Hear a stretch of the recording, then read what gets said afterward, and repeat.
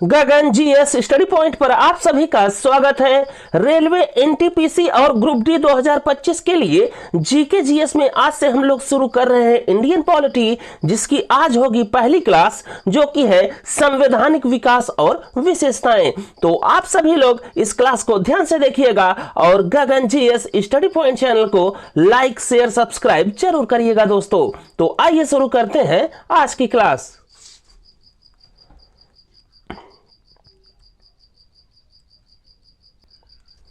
आज की क्लास में सबसे पहले आप लोग ध्यान में रखिएगा, भारत में संविधान सभा या कॉन्स्टिट्यूएंट असेंबली का विचार पहली बार आया था एमएन रॉय जी को 1934 में। फिर इसके बाद दोस्तों आप लोग ध्यान में रखिएगा, 1940 में ब्रिटिश सरकार ने भारत की संविधान सभा की मांग को स्वीकार कर लिया, जिसे हम लोग अगस्त प्रस्ताव के नाम से जानते हैं। फिर इसके बाद आपको ध्यान में रखना है क्रिप्स प्रस्ताव, और क्रिप्स प्रस्ताव आया दोस्तों भारत में 1942 में।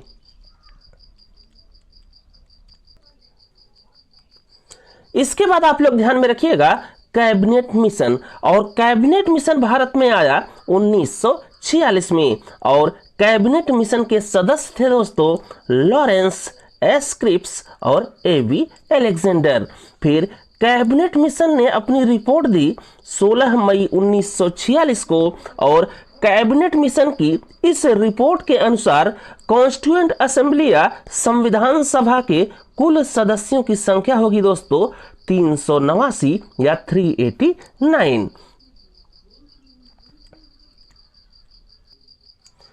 तो कैबिनेट मिशन की रिपोर्ट के अनुसार भारत में संविधान सभा के कुल सदस्यों की संख्या होगी दोस्तों 389 या 389, जिसमें से 296 या 296 सदस्य होंगे निर्वाचित या इलेक्टेड, और इन 296 सदस्यों में दोस्तों 292 सदस्य निर्वाचित होंगे ब्रिटिश प्रांतों से, और 4 सदस्य निर्वाचित होंगे दोस्तों ब्रिटिश कमिश्नरी से। और उस समय भारत में ब्रिटिश कमिश्नरी थी दिल्ली, अजमेर, कुर्ग और बलूचिस्तान में।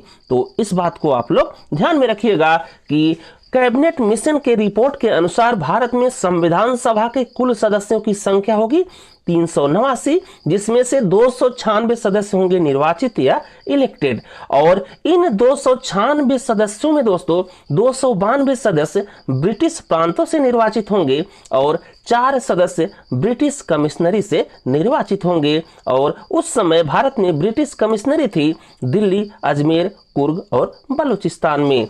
फिर इसके बाद आप लोग ध्यान में रखिएगा कि 93 सदस्य होंगे दोस्तों, वो होंगे मनोनीत या नॉमिनेटेड देसी रियासतों या प्रिंसली स्टेट से। फिर इसके बाद अगला पॉइंट आप लोग ध्यान में रखिएगा, संविधान सभा के सदस्यों का चुनाव कराया जाएगा जुलाई 1946 में, और जो संविधान सभा के सदस्यों का निर्वाचन होगा वो होगा दोस्तों अप्रत्यक्ष या इनडायरेक्ट और अनुपातिक प्रतिनिधित्व की एकल संक्रमणीय मत पद्धति के द्वारा। और जो संविधान सभा या कॉन्स्टिट्यूएंट असेंबली का एक सदस्य होगा वो कुल 10 लाख लोगों का प्रतिनिधित्व करेगा।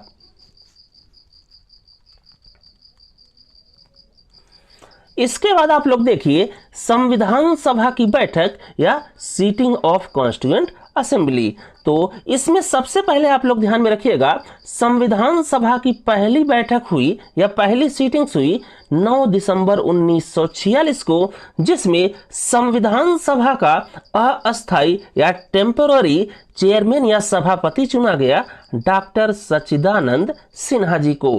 फिर इसके बाद संविधान सभा की दूसरी सीटिंग या दूसरी बैठक हुई दोस्तों 11 दिसंबर 1946 को, जिसमें संविधान सभा का अस्थाई या परमानेंट या इलेक्टेड या निर्वाचित सभापति चुना गया डॉक्टर राजेंद्र प्रसाद जी को। तो यहां पर आप लोग ध्यान में रखिएगा कि संविधान सभा की पहली बैठक हुई 9 दिसंबर 1946 को, जिसमें अस्थाई या टेम्पररी चेयरमैन या सभापति चुना गया था डॉक्टर सच्चिदानंद सिन्हा जी को। और संविधान सभा की दूसरी बैठक हुई 11 दिसंबर 1946 को, जिसमें संविधान सभा का अस्थाई सभापति या निर्वाचित सभापति चुना गया डॉक्टर राजेंद्र प्रसाद जी को। फिर इसके बाद अगला पॉइंट आप लोग इसी से संबंधित ध्यान में रखिएगा। स्वतंत्रता के बाद कॉन्स्टिट्यूएंट असेंबली या संविधान सभा का अध्यक्ष चुना गया था डॉक्टर राजेंद्र प्रसाद जी को ही। और संविधान सभा या कॉन्स्टिट्यूएंट असेंबली का पहला उपाध्यक्ष नियुक्त किया गया दोस्तों H.C. मुखर्जी जी को। और फिर इसके बाद आप लोग ध्यान में रखिएगा, उद्देश्य प्रस्ताव या ऑब्जेक्टिव रेजोल्यूशन ये प्रस्तुत किया गया दोस्तों पंडित जवाहरलाल नेहरू जी के द्वारा 13 दिसंबर 1946 को।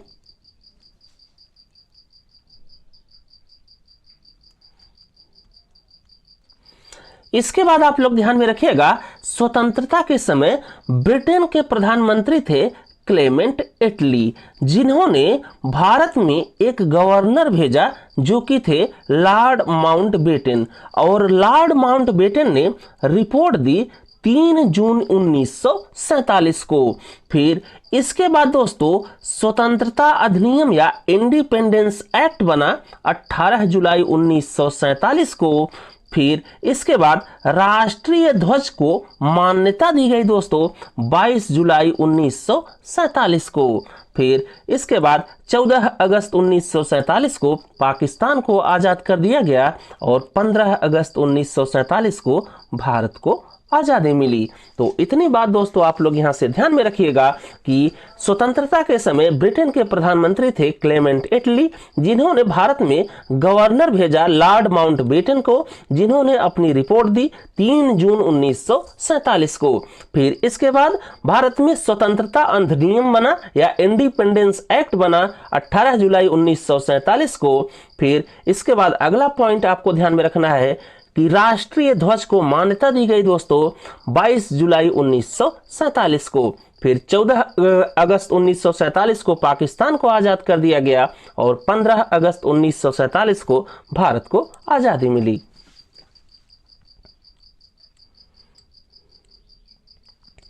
फिर इसके बाद यहीं पर आप लोग ध्यान में रखिएगा कि जब भारत और पाकिस्तान के मध्य बंटवारा हो गया, तब दोस्तों भारत में कॉन्स्टिट्यूएंट असेंबली या संविधान सभा के कुल सदस्यों की संख्या बची थी दोस्तों 299 या 299।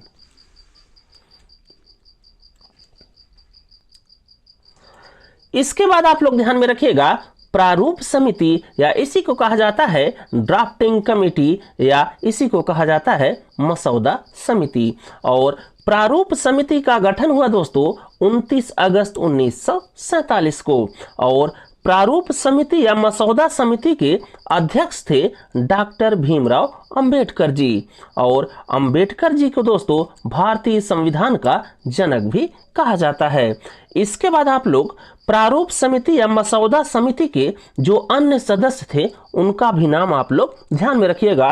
तो प्रारूप समिति के जो अन्य सदस्य थे उनमें थे दोस्तों कृष्णा स्वामी अय्यर, गोपाल स्वामी अयंगर, एम मुंशी, मोहम्मद सादुल्ला, डीपी खेतान और एल मित्तर। तो इतनी बात दोस्तों आप लोग यहां से प्रारूप समिति से ध्यान में रखिएगा।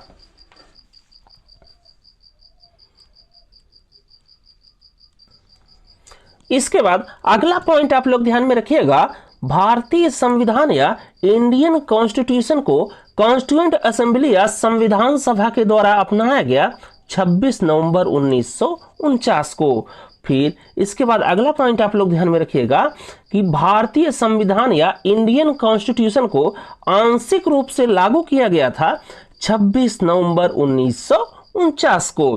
और भारतीय संविधान को अंगीकृत किया गया दोस्तों 26 नवंबर 1949 को ही। फिर इसके बाद आप लोग ध्यान में रखिएगा, भारत में हर वर्ष संविधान दिवस के रूप में मनाया जाता है 26 नवंबर को। इस बात को आप लोग ध्यान में रखिएगा। फिर इसके बाद आपको ध्यान में रखना है कि भारत में संविधान को पूर्ण रूप से लागू किया गया था 26 जनवरी 1950 को, जिस दिन हम लोग मनाते हैं गणतंत्र दिवस।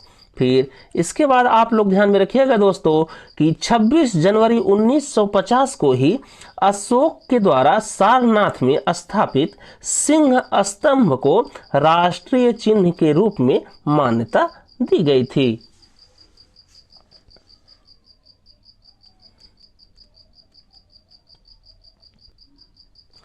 इसके बाद अगली महत्वपूर्ण डेट आप लोग ध्यान में रखिएगा, 24 जनवरी 1950।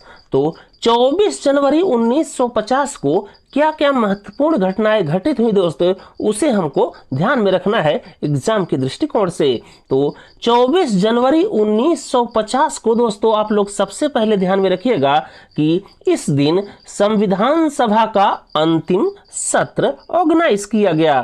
तो संविधान सभा का अंतिम सत्र था 24 जनवरी 1950 को। फिर इसी दिन दोस्तों कॉन्स्टिट्यूएंट असेंबली या संविधान सभा का अध्यक्ष चुना गया था डॉक्टर राजेंद्र प्रसाद जी को। फिर 24 जनवरी 1950 को ही दोस्तों संविधान सभा या कॉन्स्टिट्यूएंट असेंबली के द्वारा भारत के पहले राष्ट्रपति चुने गए डॉक्टर राजेंद्र प्रसाद जी। फिर इसके बाद आप लोग ध्यान में रखिएगा कि 24 जनवरी 1950 को ही राष्ट्रगान को अपनाया गया, जो कि है दोस्तों जन गण मन। और इस जन गण मन राष्ट्रगान को दोस्तों लिखा गया रविंद्रनाथ टैगोर जी के द्वारा।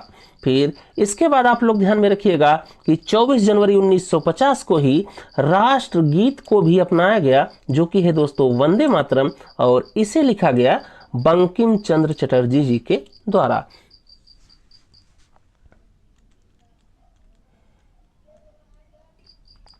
इसके बाद आप लोग ध्यान में रखिएगा, भारतीय संविधान या इंडियन कॉन्स्टिट्यूशन को बनाने में कुल समय लगा था 2 वर्ष 11 महीने और 18 दिन। और मूल संविधान में दोस्तों कुल अनुच्छेद या आर्टिकल थे 395। और वर्तमान संविधान में दोस्तों इसमें 53 की बढ़ोतरी के साथ कुल अनुच्छेद या आर्टिकल की संख्या हो गई दोस्तों 448। और मूल संविधान में कुल अनुसूची या शेड्यूल थे दोस्तों 8। और वर्तमान संविधान में अनुसूची में दोस्तों 4 की बढ़ोतरी के साथ कुल अनुसूची या शेड्यूलों की संख्या हो गई है दोस्तों 12।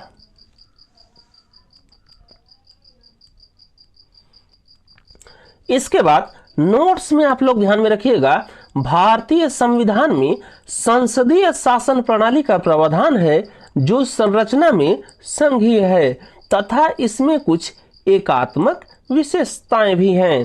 तो सबसे पहले दोस्तों आप लोग भारतीय संविधान की जो एकात्मक विशेषता है उसे ध्यान में रखिएगा, यहां से भी क्वेश्चन आ सकता है। तो भारतीय संविधान की एकात्मक विशेषता में आप लोग सबसे पहले ध्यान में रखिएगा, अखिल भारतीय सेवाएं, सशक्त केंद्र, राज्यों में राज्यपालों की नियुक्ति केंद्र सरकार के द्वारा की जाएगी, और प्रतिनिधित्व में असमानता, आपातकालीन प्रावधान, और भारतीय संविधान का न तो लचीला होना और न ही कठोर होना, ये भी दोस्तों भारतीय संविधान की एक एकात्मक विशेषता है। एकात्मक विशेषता के बाद दोस्तों आप लोग ध्यान में रखिएगा, संविधान की संघीय व्यवस्था की विशेषता। और इसमें सबसे पहले आप लोग ध्यान में रखिएगा कि भारतीय संविधान में संघीय व्यवस्था को जोड़ा गया है कनाडा के संविधान से। और इसमें जो विशेषता है दोस्तों उसमें आपको सबसे पहले ध्यान में रखना है कि संविधान की सर्वोच्चता, ये दोस्तों एक प्रकार की संघीय व्यवस्था है भारतीय संविधान की। फिर इसके बाद अगली विशेषता आप लोग ध्यान में रखिएगा, जो कि है संविधान के द्वारा केंद्र सरकार और इकाइयों की सरकारों में शक्तियों का विभाजन। ये भी दोस्तों भारतीय संविधान की एक प्रकार की संघीय व्यवस्था का उदाहरण है। फिर इसके बाद अगला आप लोग ध्यान में रखिएगा, लिखित और कठोर संविधान। ये भी दोस्तों संघीय व्यवस्था का उदाहरण है। फिर इसके बाद आपको ध्यान में रखना है स्वतंत्र उच्चतम न्यायालय। और फिर इसके बाद अगली विशेषता आपको ध्यान में रखनी है दोहरी शासन प्रणाली। और लास्ट में आप लोग ध्यान में रखिएगा द्वितीय सदनी व्यवस्था। ये भी क्या है, संघीय व्यवस्था है भारतीय संविधान की।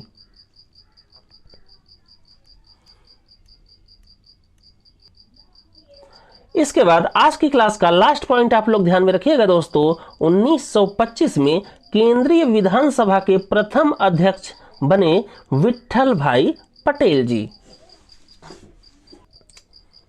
तो बस दोस्तों इस क्लास में बस इतना ही। अगर आपको हमारी ये क्लास अच्छी लगी हो तो आप सभी लोग गगन जीएस स्टडी पॉइंट चैनल को लाइक शेयर सब्सक्राइब जरूर करिएगा। थैंक यू दोस्तों, मिलते हैं अगली क्लास में।